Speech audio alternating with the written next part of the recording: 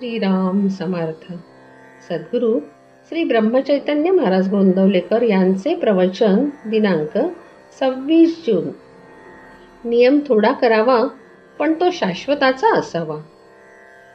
ज्या झाडाची वाढ व्हावी असे आपल्याला वाटते त्या झाडाला आपण पाणी घालतो, त्याची मशागत करतो, त्या झाडाकडे जास्त लक्ष पुरवितो.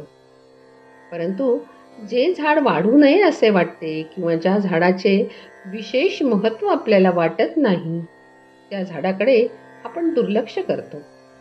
तसे जेणेकरून परमेश्वराच्या ठिकाणी बुद्धी स्थिर होईल त्याचीच उपासना करावी. देहाकडे, विचारांकडे, विषयांकडे दुर्लक्ष करावे, म्हणजे आपोआपच त्यांचा विसर पडेल. ज्याप्रमाणे एखाद्या झाडाची जोपासना करताना त्याला गुराढोरांनी खाऊ नये म्हणून त्याच्या भोवती कुंपण घालावे लागते, त्याप्रमाणे परमार्थ हा खरा कुंपणातच ठेवावा.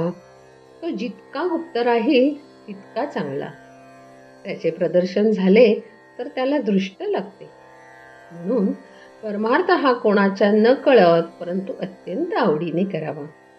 झाड लावल्यावर ते किती वाढले आहे हे कुणी रोज उकरून पाहत नाही. त्याप्रमाणे अनुभवाच्या, प्रचितीच्या मागे लागू नका, त्यामुळे प्रगती खुंटेल.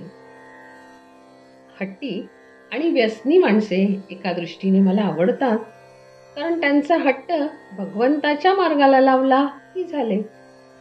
परमार्थात नियम थोडाच करावा पण तो शाश्वताचा असावा, म्हणजे जेणेकरून भगवंताचे प्रेम लागेल याबद्दलचा असावा आणि तो प्राणाबरोबर सांभाळावा. जे अत्यंत थोर भाग्याचे असतात त्यांनाच ध्यानमार्ग साधतो. हा मार्ग फार थोरांचा आहे.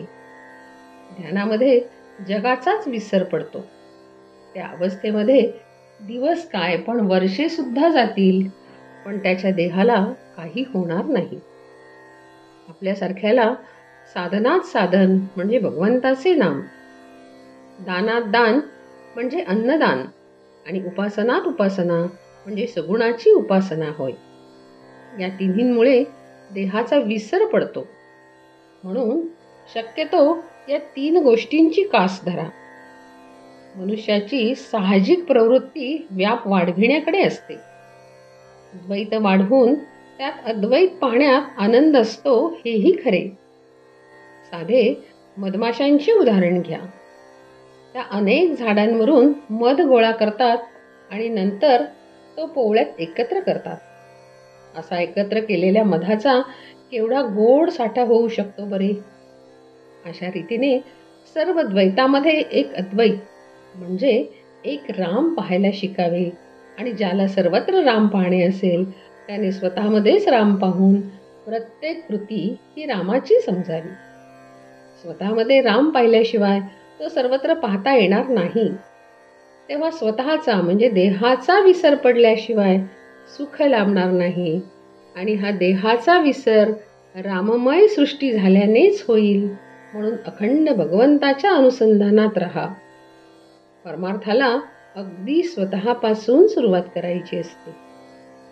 जानकी जीवन स्मरण. जय जय राम.